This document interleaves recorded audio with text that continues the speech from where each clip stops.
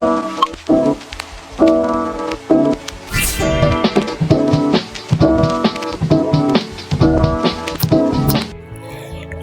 inspiratif B.J. Habibie untuk generasi muda Indonesia.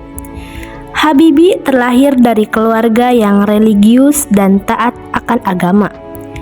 Tak heran, didikan dari keluarganya membuat B.J. Habibie dapat melanjutkan ayat suci Al-Quran dengan lancar saat usianya masih 3 tahun. Sosok B.J. Habibie juga terkenal dengan ketekunannya dalam belajar dan menuntut ilmu. Baginya, belajar dengan sungguh-sungguh adalah hal yang wajib dilakukan untuk membalas hutang budi kepada ibu dan ayahnya yang telah banting tulang menyekolahkannya.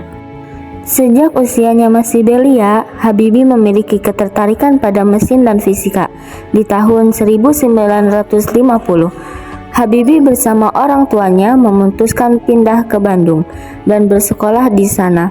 Saat itu, ia bersekolah di Government Middlebury School. Lalu ia melanjutkan pendidikan ke SMAK Gado, Bandung.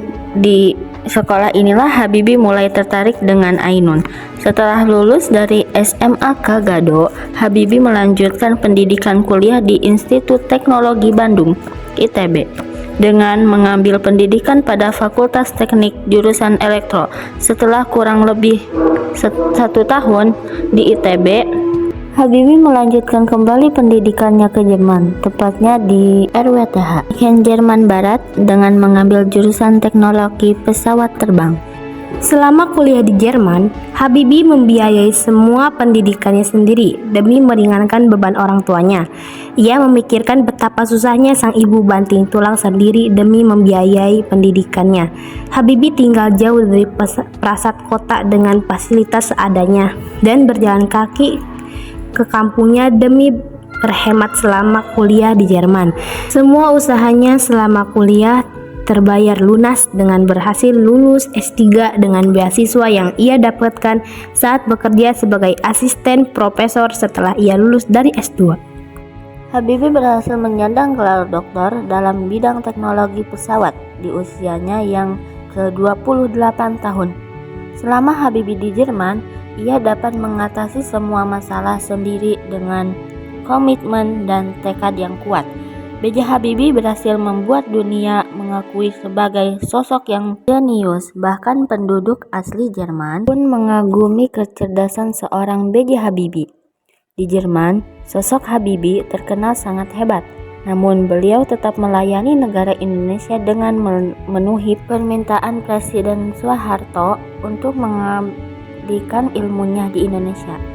Pada 2015, Habibie memperkenalkan rencana pesawat baru yang digarap oleh perusahaan yang didirikannya, yang dinamakan R80, yang memiliki kapasitas penumpang hingga 80 hingga 90 orang. Dalam kehidupan sehari-hari, Habibie dikenal dengan sosok rendah hati dan memiliki sikap yang sopan santun. Seorang sutradara yang membuat film kisah B.J. Habibie, Hanung Bramantyo, juga mengakui bahwa beliau adalah sosok yang benar-benar patut dikagumi. Habibie juga dikenal sebagai sosok dan romantis dan sangat mencintai pasangannya, Ainun. Selama lebih dari 40 tahun, keduanya hidup bersama dengan penuh cinta dan kebahagiaan.